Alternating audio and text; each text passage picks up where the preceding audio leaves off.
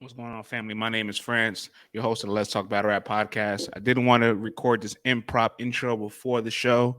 I forgot to mention it while I was editing the show. Please, big shout outs to our staff reporter and our beloved family member, Tata.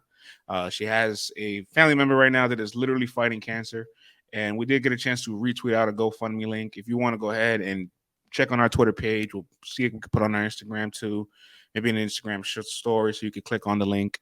Go ahead and feel free to donate. Anything goes a long way. You know how these situations are for sure. Like anything, these GoFundMe's go a long way. $1, $10, 20 or more. It adds up with the kindness and generosity of people's hearts.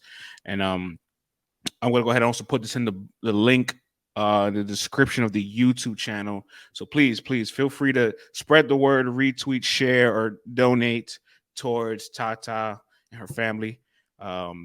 Greatly appreciate it. Enjoy your Tuesday monologue. Locked on. Let's Talk Battle Rap podcast.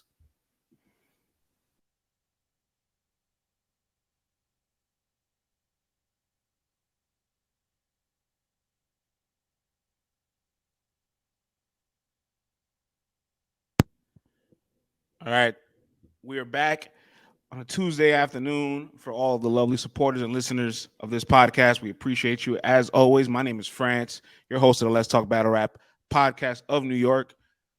Follow the show on all social medias, LTBR Podcast, Twitter, Instagram, TikTok, and all that in the above. Tap in with us at letstalkbattlerap.com for all of your latest editorial and battle rap news. So much to discuss, so little time. As I said earlier this week, my man Vlad is out on vacation. So if you didn't get a chance to catch the Monday podcast, here's a quick update. We're just doing Monologue Podcast for the week, Monday through Friday, a little 20, 30-minute podcast on latest news, some reporting, some of my updates and thoughts and opinions on everything. So we got a little bit of stuff to talk about today, guys. We do have another announcement from Born Legacy. It's crazy. This match was announced right after I published yesterday's podcast. I was like, should I take it down and do it over? I was like, nah, I need material for tomorrow. Just save it. You know what I'm saying? We do got some Summer Madness matches that are brewing, people that are calling each other out. And Rum Nitty went on DNA's show last night and gave us some very interesting updates regarding some big matches for him in the future. So let's talk about all of it today. Let's talk battlerap.com. All right. Yesterday, URL took it to the streets and announced another matchup for Born Legacy 13. Yes, that's right. It's going down. Danny the Myers, the bar god himself, versus the shining new rookie, top 6, KMM's own Mob from the town, DMV. Saflare Sole going down. Danny Myers versus Saflare Sole is going down. I like the battle. It's a match I kind of needed. Like, I'm not gonna lie. Saflare Sole's on a very interesting trajectory with the level of competition he's faced. I mean, for God's sakes, the man first battle out the Crucible was a main event against Chess, victorious. You know what I mean? Had a battle on volume with his brother Foots. Good back and forth, debatable battle. Good 2-on-2 with Foots against Trez and None. Then he has another main event against the alien himself, Rum Nitty. Did very well. I don't have him winning the battle personally, but I ain't going to complain if you have him winning it because he did good enough. You could compete with Rum Nitty in chess. I think it's safe to say you could compete with Danny Myers and the rest of them. Obviously, no impact against John and DNA. That magnitude of a stage against those two elite names, some lessons were learned. But we're back to the one-on-one smoke. I like the match. I haven't done a Twitter poll yet to see who will be the favorite, but let's face it, Danny Myers. It's Danny Myers, right? Danny Myers is probably always going to be favored in these situations. Plus, Danny Myers loves the idea of just staying active, battling. He's here for all the smoke. I've seen a lot of the response and comments on Twitter and Instagram once this battle was announced. And there was a lot of people like, why is Danny battling him? He's never going to battle Lux in this situation. Isn't there better opportunities for him? Why is he being? Is this his reward? Why is he doing this? And I'm just kind of, it's a head scratcher for me because if you're a Danny Myers fan, isn't this on par with what he does? This is Let's pull this up real quick, right? 2023. Danny Myers started the year with 153 battles to his catalog, and as of right now, it says he's up to 170. You hear that? Do you hear that? The man has battled almost 14, 15 times this year, bro. Like, I don't know. I know some of these battles are virtual battles, by the way, like the Handyman battles are virtual battles, so I'm not going to count that. So the point is, like, he has always been a guy that's going to give you 1 or 2 battles per month throughout the year. You know what I'm saying? He's going to take a lot of side missions, and when he comes to URL, he's going to get the look. He's going to be featured on big cards because he's a workhorse. He deserves it. You've seen him on Gnome, obviously, right? But in the same token, he's going to spin the block and say, "I want to battle everybody from a certain class." Let's not forget, Danny Myers was the one that called out Saflare Sole. Let me repeat that for you in the back. Danny Myers was the one that called out Saflare Sole. Hello. So anybody rejecting the idea of this matchup, like, take it easy, man. You know what I'm saying? Like, you don't just launch into a giant match with no momentum behind you. And let's be honest, right now, Danny Myers' momentum, it's been a little stale due to, trenches situation, not so favorable performance at Gnome Impact. Spin the block and battle top floor loot at Battle Academy, and dope battle. But he's still working his way back into really getting some momentum. I feel like this has been one of Danny's colder years in the last 4 or 5 years. Like, you got the J2 rematch, the Clips rematch, but like, is any battles really stood out?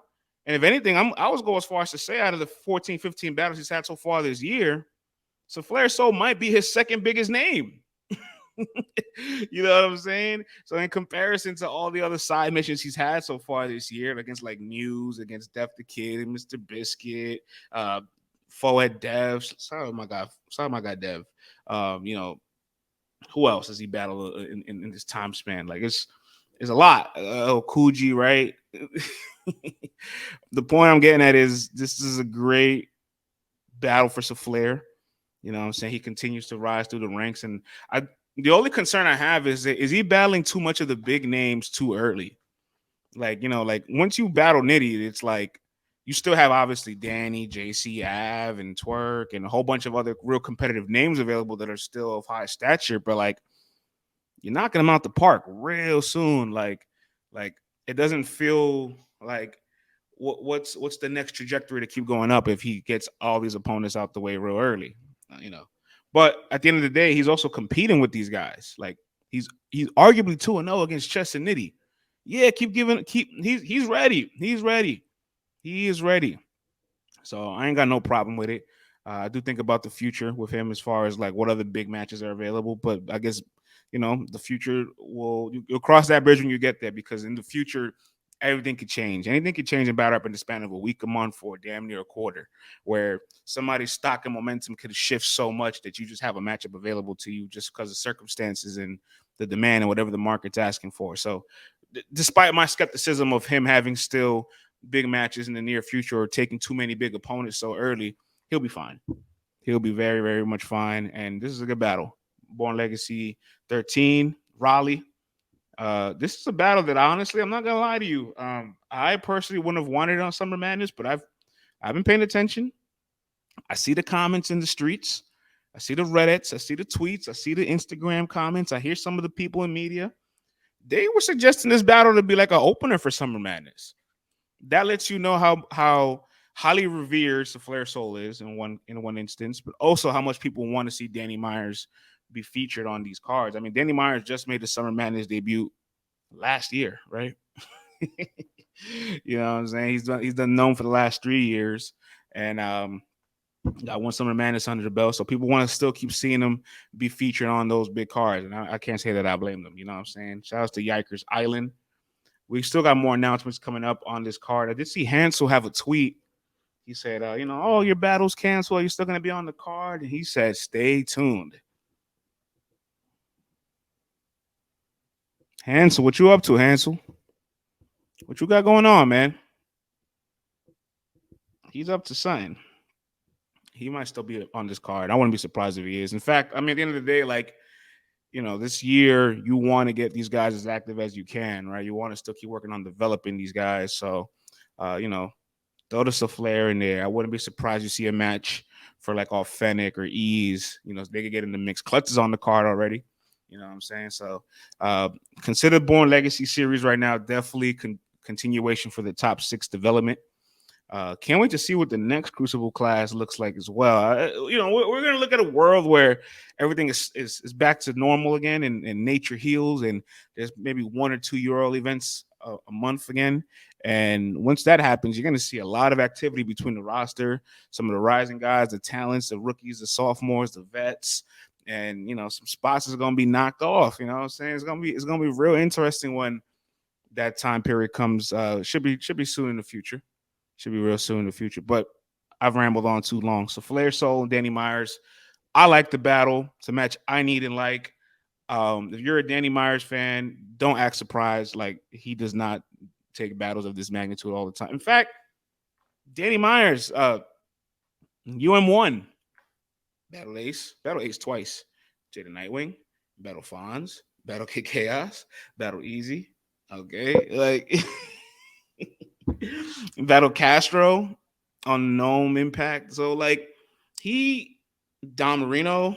Yeah, should I keep going? I think there's more. Like, he will battle anybody. You know what I'm saying? He's one of the few guys that just loves the art form. And it's you guys that are draining it away from him whenever he gets the chance to just say, I just want the smoke. And you guys play the role of politics. He never has been somebody that's been selective or brand conscious or strategic. He's out here for the smoke. All right. And like I said earlier, a few minutes ago, do not forget the fact that he was the one that called Saflare Sole out. And here we are. All right, let's take a quick break. We could talk about some of these Summer Madness matches that are speculating across the streets and people that have been calling people out. We got some quotes to read. And we got some Rum Nitty quotes to read as well. He went on DNA Show and said some very interesting things about some legends that are interested in the smoke. But in the meantime, take a quick break. Hammer, plenty pictures I done painted. I'm judge read the charges. Shit, mama nearly fainted. My hood been Iraq.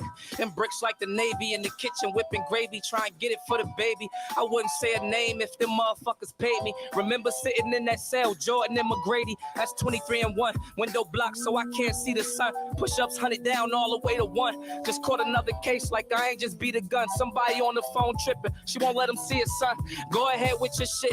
Go ahead with your list. Them niggas that you think hard, me and them no mix, but everybody banging though, everybody riding out of state, screaming out blocks, we be sliding. Good on your welcome home if you wasn't screaming free me. Mine on the mill behind that wall, hold up, free me. Tinted Impalas, we probably pile up for the mission. Lord, I know I'm contradicted, but I'm praying that we hit him. Wasn't thinking about his mother before we got him, but we get him. Pray my mom, but don't never gotta identify a victim. We rap those things. Get some clients if your trap don't bling. My daughter asking what them tattoos mean. Shit, first you feel sad and you feel mad in the mirror. Like, what if she want a nigga? All right, man, we back. You know what I'm saying? Shouts to Sue Free the Wave. You know what I'm saying? That freestyle on Bars I-95, legendary, man. Because I'll never forget when he came out. He wanted to go ahead and try to like do another freestyle again. And I think like Flex tried to like play him. And he was like, I wasn't overly impressed by his first freestyle on Funk Flex. He's like, I wasn't overly impressed. You know what I'm saying? And he was like, I bet. Say less. And he spun the block. And by the way, Bars on I-95 now has about 190,000 subscribers on their YouTube. But 5 years ago, they were a much, much smaller platform. I can't even remember the amount of subscribers they had at the time. But best believe it was not 190,000. It probably was less than 100,000, if I'm being honest. And Surf went up there and has a 13 million view freestyle from how good it was. I also feel like low-key, that freestyle was the reason why he might have choked in the third round against Nitty, because at one point when he cuts his freestyle off like the 8-9 minute mark, he's like, yo, that's IOD, bro. It's too much. I got a battle coming up. That's too much. So maybe he had like some battle bars in there too that he meant to say for Nitty, but just was in the zone. They just ended up giving it to them there because, like, it happens. It happens. Free to wave, though. Free to wave. All right, man. We're back here. So we got some updates. Let's read these Rum Nitty quotes. He was on the wrap-up show. DNA is hosting the wrap-up show on the URL channel. Shout out to DNA for still having his caffeine deal. Can't say that I'm not envious. You know what I'm saying? I definitely miss those days. Those days was fun. It was a fun era. But my man is did the wrap-up show. Let me get these quotes up for you right now. He had Rum Nitty on it. And Rum Nitty says here, end quote, I heard Lux was entertaining battling me. Give me Murder Mook in New York first, then Lux can choose. It doesn't matter. We can do anywhere. We can do Houston. Me and Lux in Houston. So Loaded Lux has interest in battling a Rum Nitty. Listen, man, there's nothing left really for Mook and Lux to prove at this point. Them being active is solely off of them wanting to smoke. Like it's just them wanting to be outside and be out battling. So like when you see Mook take a big K and you're like, this doesn't really make sense. It's like there may be other matches that may have a higher demand, may have more of a grudge, may have more of a back history or storyline to it. But at this point in time, like there's nothing more for these guys to prove. Like unless they decide to say, I'm going to try to go for champion of the year and battle 3-4 times a year. They always kind of say they want to battle multiple times a year. Then the year comes by, you only see them battle once, maybe twice. Loaded Lux and Rum Nitty is a battle I need and like, man. You know what I'm saying? I think when we seen Rum Nitty and Saflare Sole in April, people were kind of upset about that as well. They felt like it was too early for Saflare. And the counter to that was Nitty hadn't battled in 4 months. You don't just take somebody with no momentum or it's been inactive for a whole quarter and just be like, here's a mega match. Enjoy. Especially when they don't promote. I've realized so much more now from seeing what's going on with the Summer Madness, like demand from the survey we did and people online. Like promoting really, really matters. And if it doesn't matter, it will be very counterproductive to have all these people like Suge and Fonz, Verb and Swamp, Tay Roc and Av as of recently. It will be really counterproductive to have all these guys promote and then not get them booked. So Lux and Nitty is a battle I love. I want that match. Any variation you could get, you could bring it. A Summer Madness, a volume, a special event, an anniversary card, whatever is the situation. People are ready to see Rum Nitty get those legend plates. So we're here for it. We're here for it. And same with Murder Mook. To be honest, if I'm going to be honest with you, I think Nitty has a better chance at beating Lux than he does at Mook.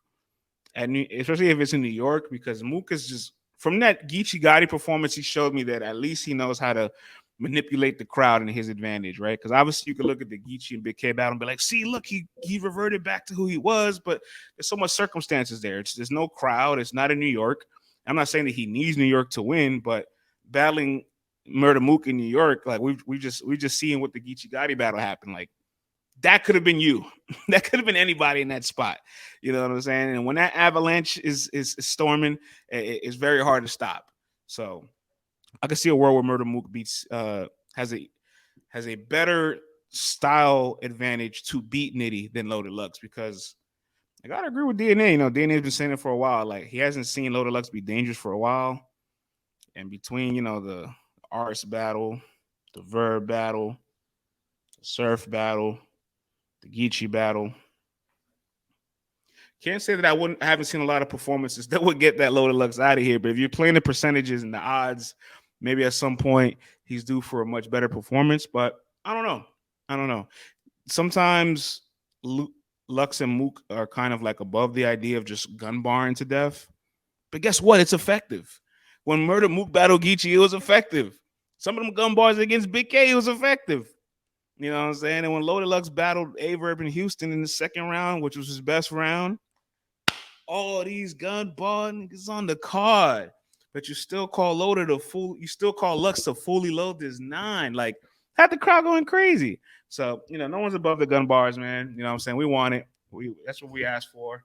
Does Lux have enough for Nitty's gun bars? I don't know. You know what I'm saying? That's why I think Mook at the very least has a better advantage for it. But that's just my opinion. We also did get a Nitty quote. Let's transition over to some Summer Madness talk. So he also talked about Calico. It says here, Calico's out here acting like he wants to get down, so that's looking like the play. That's one of the last legends I ain't scratch off the list.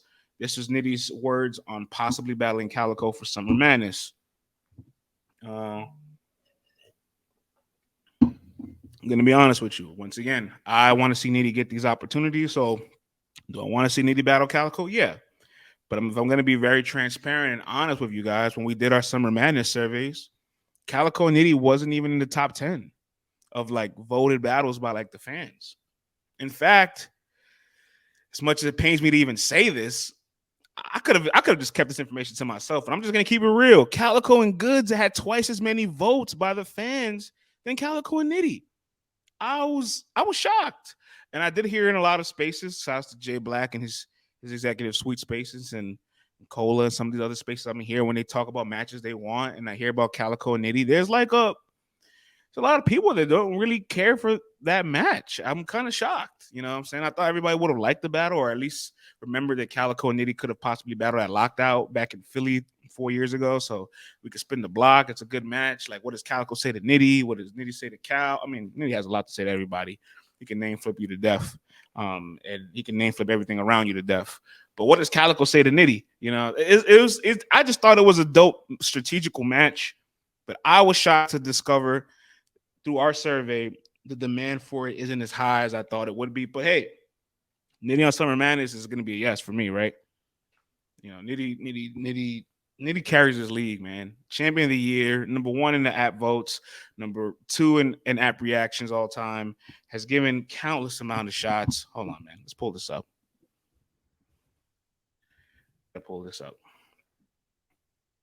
Since 2019 and onward, the man Rum Nitty has just given it's just been charity work for the league. He's battled the Saga. He battled Big T. All right, I get it. Big T is a legend. It's not so much charity work, but Big T in 2020 ain't Big T in 2013, respectfully. He gives Jerry West a shot. He gives Beat Out a shot. I wouldn't say he gives Cortez a shot, but obviously he's a much bigger name than Cortez at that point. He gives Drugs a shot. You know what I'm saying? He gives Can we say give C3 a shot? You know what I'm saying? He's still a bigger name, but the point is that these are all like opportunities for the opposing person as it is to him. He gives Don Marino a shot. He gives Holmesy a shot. You know what I'm saying? And he goes to win UM3. Off URL, obviously, battles next. Best for the West, so that's fine. We're not going to count that. Then he gives Lou Castro a main event look. You know what I'm saying? Gives Rum Nitty. Not Rum Nitty. None a shot at that 1 round battle. You know what I'm saying?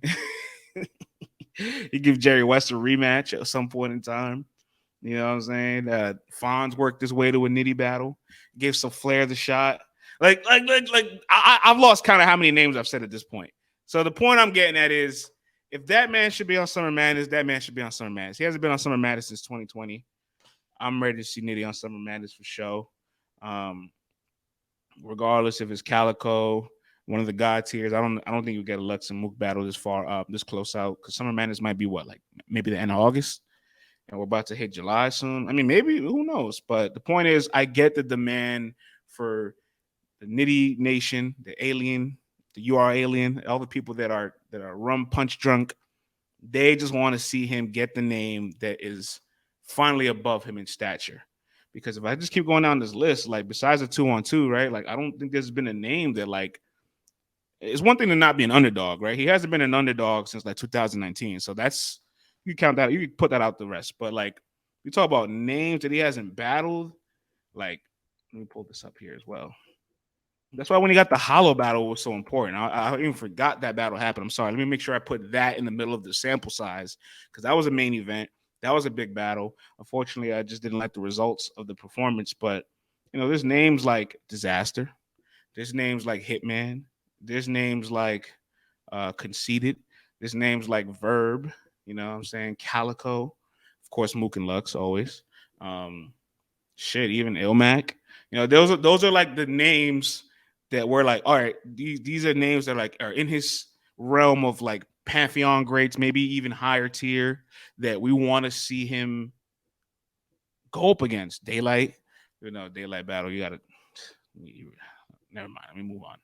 But you understand what I'm getting at here. We just want to see Nitty across another A-lister name. You know what I'm saying? Again, because obviously the hollow battle happened. Can't believe it's been 2 years right since the hollow battle. Can you believe that? Time fucking flies. All right. Some Summer Madness stuff before we get up out of here. We do got some interesting reports, man. I see that Av has spoken up. And this Tay Roc battle could be a real possibility, man. Av says here, end quote, I want the Tay Roc battle for Summer Madness 13. The timing is everything. It's time. This is one of them ones the culture won't be disappointed in, and I know the culture wants to see this. He also says, me and Rock have DM'd each other, and we both said this battle has to happen at some point, but people think this is going to be a messy battle, and this ain't that. I'm coming to put on the show. Tay Roc then jumps in the Twitter space that has Av in it and says, what's up, Unc? Summer Madness, is you ready? We got to make this movie. And, you know, they both have pretty much said they've agreed to it. Even Av has gone out his way on a Saturday morning. Let me pull this tweet up. This is more recent because that happened last week. And this past Saturday, Av says, I got you guys. The light is up for both of us, me and Rock. We are just waiting on the call for Summer Madness. I know he's coming to kill, and me, you already know what I'm coming to do. Look, they both have verbally agreed. They both have talked about it. They both said this ain't going to be one of them weird, messy battles. They both know they're here for the smoke. Tay Roc is another person. I wouldn't say like Danny, because obviously Tay Roc has a lot of prestige names in his resume, but also he's got 50 URL battles. So that means he's down for whatever. All right. He's given a ton of shots as of recently, too. There's really like nothing left for him to conquer, because you go down to the names he's battled. It's like, damn, Roc has really battled everyone, damn near everyone. You know what I'm saying? So at this point, anything for Roc is just up for just more fun, more stat pad into the legacy. And Av's a name that I definitely want to see him and Roc. I want to see them battle, man. I want to see them battle. I want to see. Do you believe Av has not been on Summer Madness since Summer Madness 8? It's been 5 years, bro. 5 years since Av has been on Summer Madness.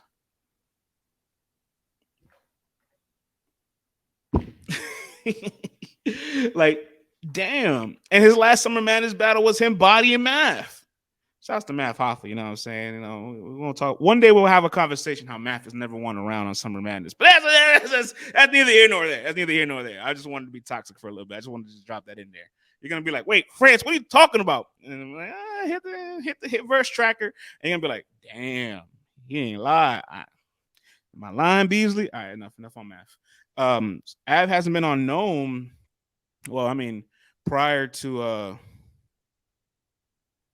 the Gnome Pact, he was on Gnome 11, Gnome 9, Gnome 8, Gnome 7, Gnome 6.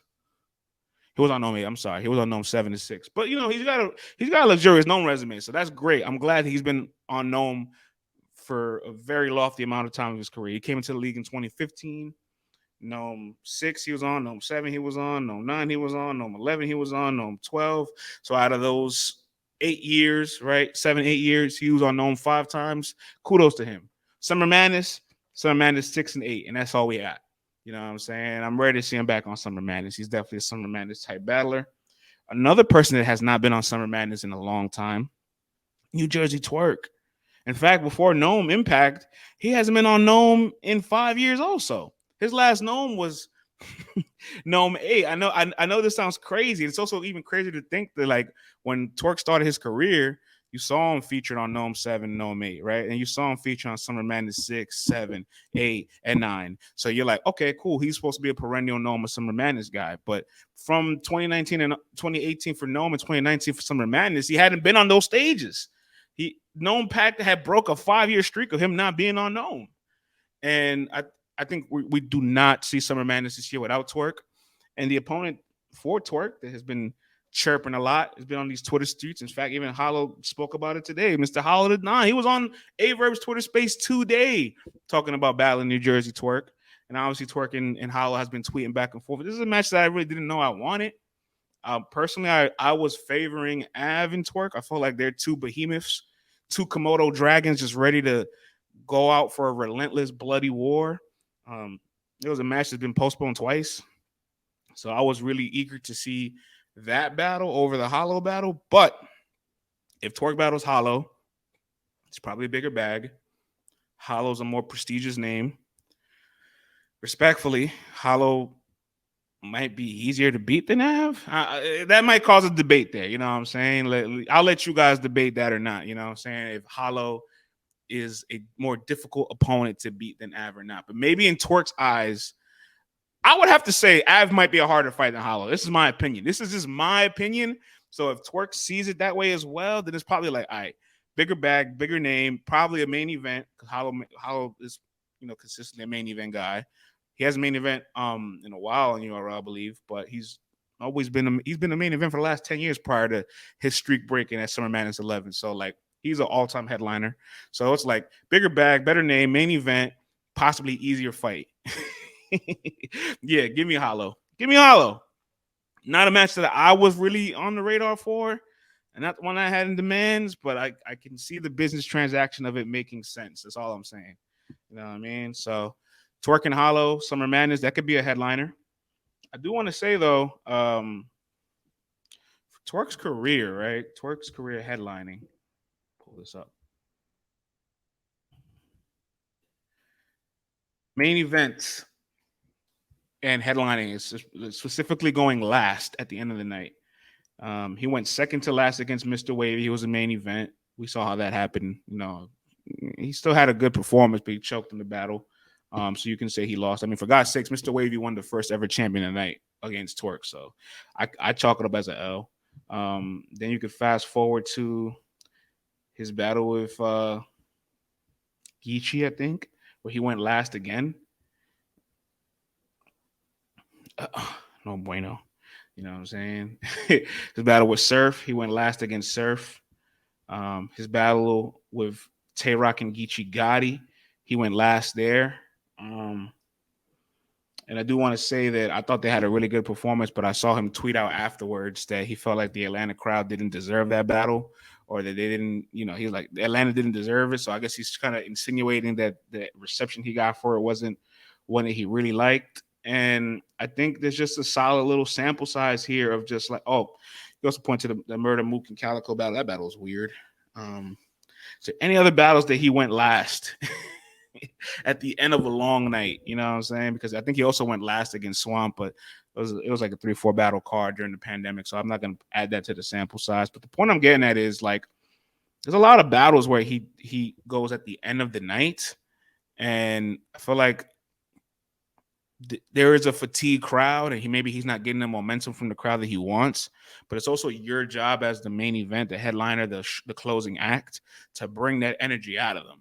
So it would be interesting to see if him and Hollow were to get booked and they were to be the main event and go last. That's an interesting obstacle to see Twork conquer.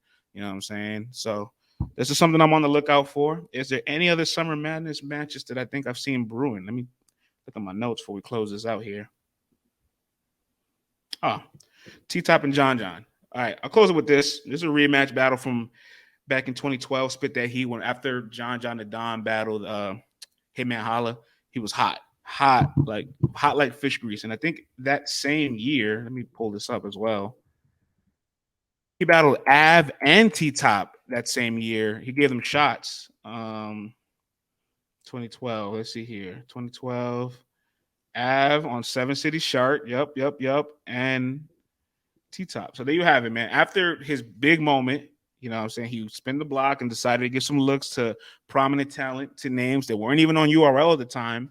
And John talks about how his battle was the one that got T-Top on URL. T-Top also confirms it.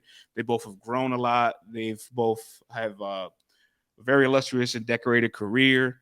I'm not sure if it's a rematch that I was really specifically looking for or wanted, but they're both two showmen that I would very much respect to be on that Summer Madness stage. I know it's just very fucking political. It is not really necessarily being political. I'm just telling you, it's not a battle I really wanted, respectfully. Like it ain't a battle that I was in. It's not on my wish list. It wasn't on my Summer Madness wish list. But I just know that these are two consistent professional performers that if they get on the stage, they can give us a good battle, as long as it's not in Houston, because T-Top got some Houston nightmares. You hear me? The man got some demons in Houston. So as long as it's not in Houston, I think T-Top will be fine. There's other matches on the card that I would prefer to see. Let's get Fonz and Shug locked in. Let's get Jazz and Hustle locked in. You know what I'm saying? Let's get DNA and Jerry locked in. I'd rather see that too, to be honest with you. No disrespect to John and T-Top. It's just not at the top of my wish list, but I do respect both of those guys. So, all right, man, that's all for today. Another monologue pod in the books. I will be back tomorrow morning, maybe afternoon. We will see what time I spend the block on you guys. But as always, man, let's talk battlerap.com. Hope you guys enjoyed today's show, and we'll be back tomorrow. Have a good one.